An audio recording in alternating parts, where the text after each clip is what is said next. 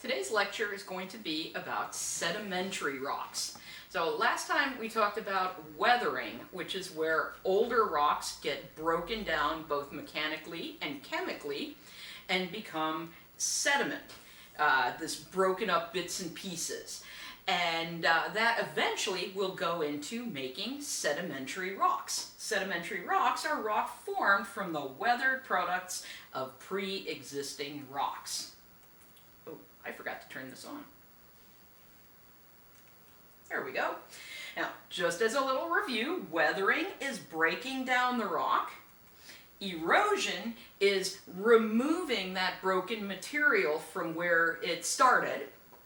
Transportation is where this is like being carried by wind or water or glacial ice or something. It's being carried for a while, and then eventually it gets dropped off, and that is deposition. The material is set down, and this is what we call sediment. It's loose, it's unconsolidated. That means we could dig into it with a shovel or our hands. It is not yet a rock. It's simply sediment. Now, how that sediment gets turned into a rock is called lithification. And so that's where, for instance, this is a sandstone. This began as loose sand, just like what you have on the beach. But through the process of lithification, those little sand grains get mashed together and form a solid rock like that. So, there's two big parts to lithification. One thing is compaction. Compaction is where the particles get squeezed together. So, what we're looking at here, this is called a thin section, or photomicrograph. And this thin section is created where we cut a rock really thin, and then we stick it under a microscope and look at it. And what we're seeing here, each of these places, right, each of these white areas is a grain of sand. And the blue is the open space in between those grains of sand. So there's a whole lot of blue in this illustration, which means there's a lot of open space. This has not been compacted, squished together yet. This, on the other hand, notice all of these little spots. Each one of those gray or black or white spots is a grain of sand.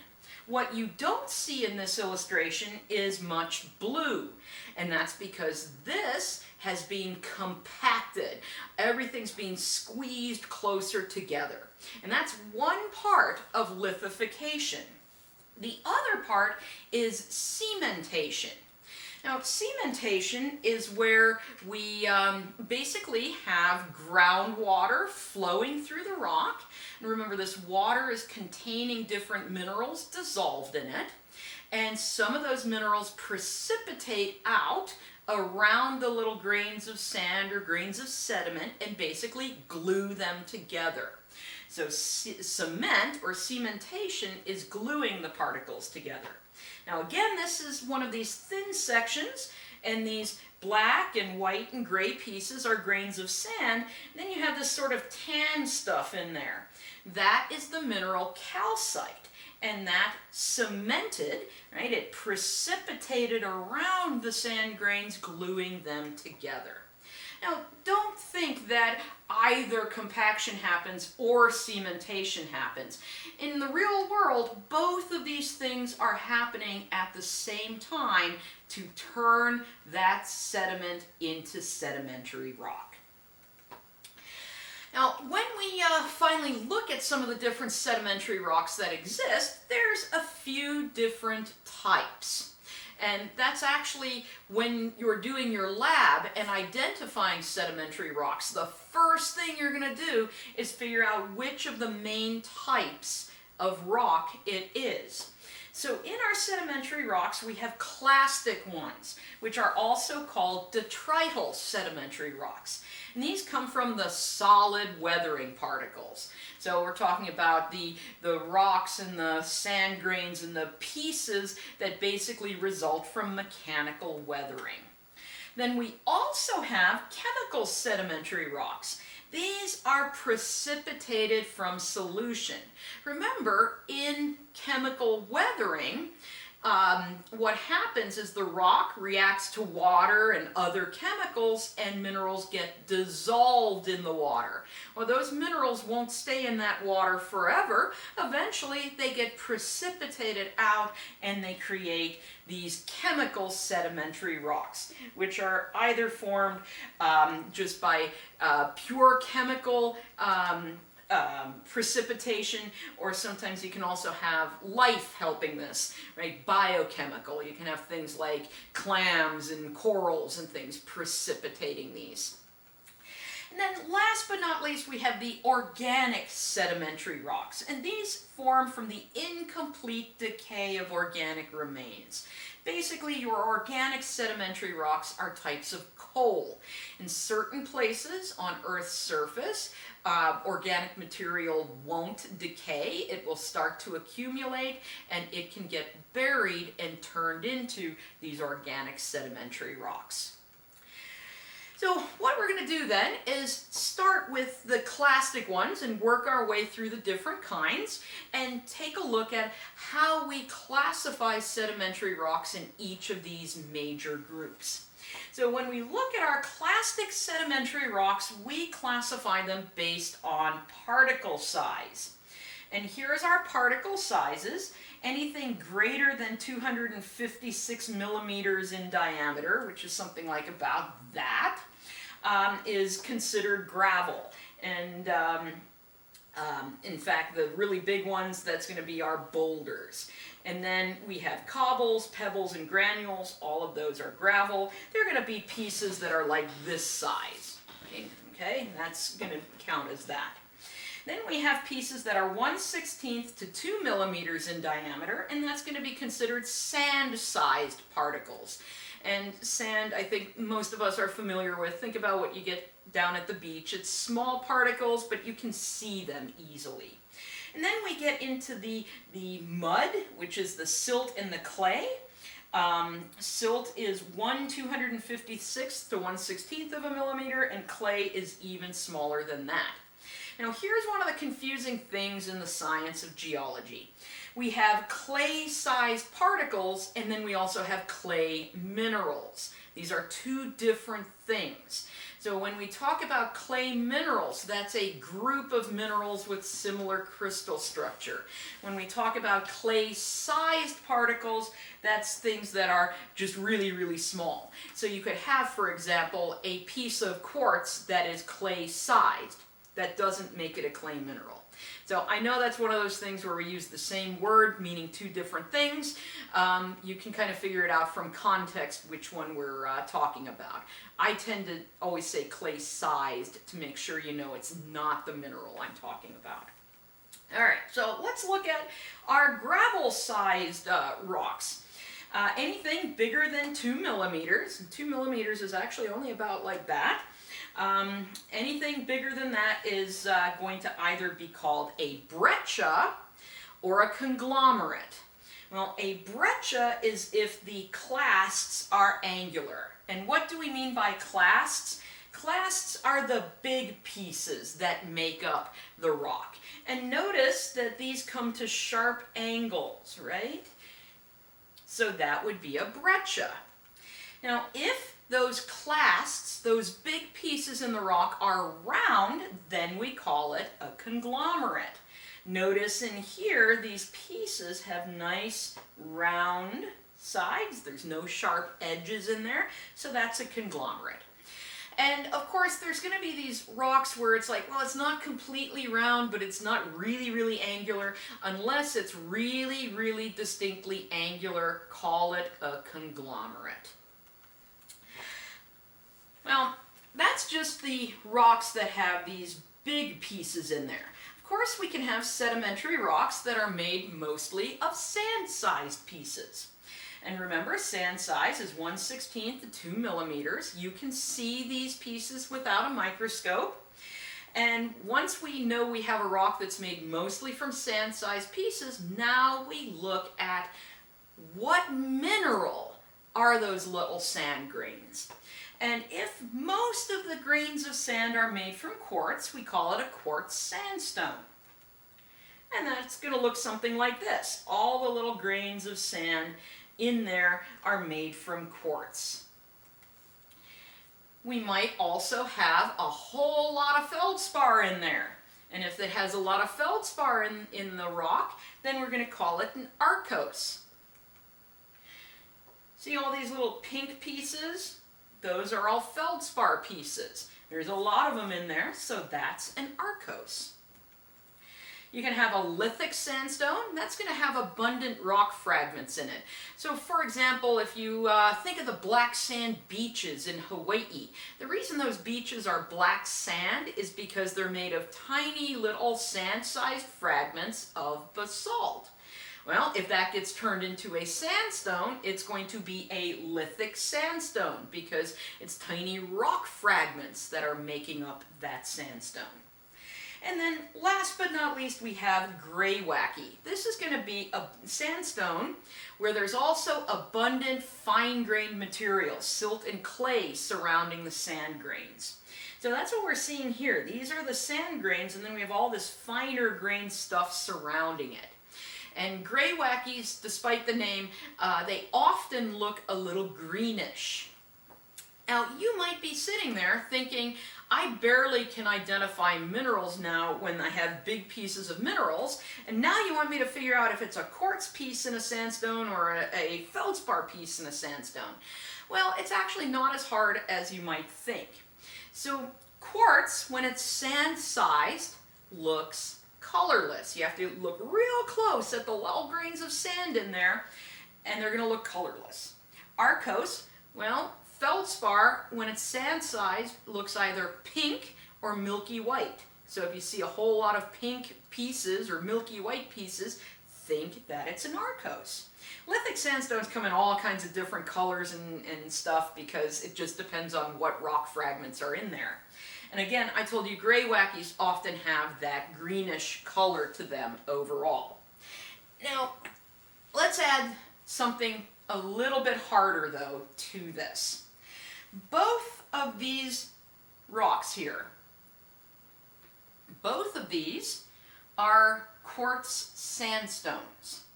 And if we look at one looks white and one looks reddish. So it's common for students to say, this is red colored, this has got to be an arkose. But if you look really closely at the sand grains that make up this rock, they are colorless. So you might be asking, well, where's the red color come from then? The red color comes from the cement that is holding this together. And in fact, in sandstones like this, often the color comes from the cement. Something like this has a lot of iron oxide, a lot of hematite gluing it together.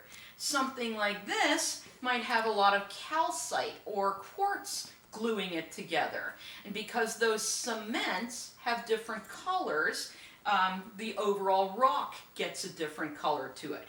But again, you have to look really closely at this little sand grains in there, and you'll see that they're actually colorless, and they have this little coating of this reddish hematite surrounding them, giving them this red color. So, in any case, just remember that. You have to look at the sand grains themselves, not the overall color of the rock, to see if it's going to be your arkose or your quartz sandstone. All right, so in outcrop, well, when we talk about outcrops, an outcrop is a place where our solid bedrock is exposed at Earth's surface. It's not hidden under dirt. And in outcrop, this is like a very typical sandstone outcrop. And again, this is reddish because it has a lot of the hematite cement, the iron oxide cements gluing that together. All right, let's talk about the other sedimentary rocks, though. What happens when we get even smaller particles creating our rocks? Well, we might have something made from silt-sized pieces. And those are going to be 1/256th to 1/16th of a millimeter in diameter. These pieces are so small you can't see the individual little sediment particles without a microscope. You aren't going to, with the naked eye, be like, look, it's one single silt-sized piece. You can't see that. Now, if you have this size, they're called siltstone if they're blocky, or shale if it is fissile. And what fissile means, it means that it breaks in nice thin sheets. Now, you might also have a fine-grained sedimentary rock that is made from clay-sized pieces, which are the really, really tiny pieces. And if it's blocky, it gets called claystone, and if it's fissile, it gets called shale. Well, I just got through telling you these sizes are so small you can't see them. So how are you going to tell if a rock like this is a siltstone or a claystone? Well, the way you do that is you take the rock and take a little bite. Don't like chomp on it, you'll break your teeth, but just kind of rub your tooth against it. If it is gritty, right, if you feel a little grit on your teeth, it's silt-sized. If you feel no grit, if it feels really, really smooth against your teeth, it's clay-sized. And I can tell you, this is silt-sized. So this would be a siltstone. Now, if you end up having something that's a mixture of silt and clay together and the pieces are blocky, you can simply use the term mudstone to describe it. So there we go. There's our mudstone or claystone or siltstone. I didn't taste this one, so I can't tell you, but that's our, non-shale. And that is fissile. See how it's broken into all those nice little thin sheets? So that would be considered shale. Now, if we look at an outcrop of these fine-grained mudstones, siltstones, shales, this is what they tend to look like. It's, again, different from the sandstone. You tend to have more kind of these rounded outcroppings because it is easier to weather and erode. And the color comes from the composition. Typically, darker colored ones are more organic rich, but again, the cement that's holding these things together can play a role in the color that you see as well. So those are the clastic sedimentary rocks that we have. Now let's look at the group of sedimentary rocks considered chemical sedimentary rocks. And remember, these precipitate from water either pure chemically through chemical reaction, or life can help them precipitate. And the most abundant chemical sedimentary rock you're going to encounter is limestone. And in fact, here in Texas, you see limestones all the time. Many limestones form in warm, shallow seas. And 6 times in the geologic history of Texas, it's been covered by a warm, shallow sea, so you get a lot of limestones here. Now, limestones are all composed of the mineral calcite, which is calcium carbonate.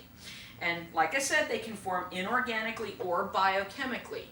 Now, the easiest way to identify if something's made from calcite, hopefully all of you out there are thinking, acid, right? You drop some acid on calcite and it starts bubbling.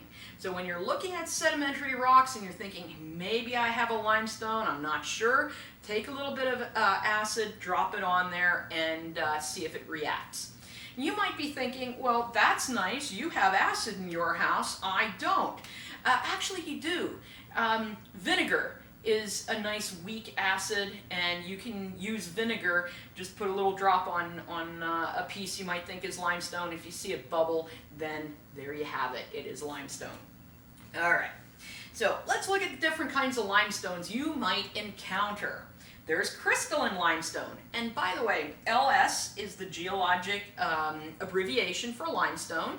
If you see SS, that's the abbreviation for sandstone.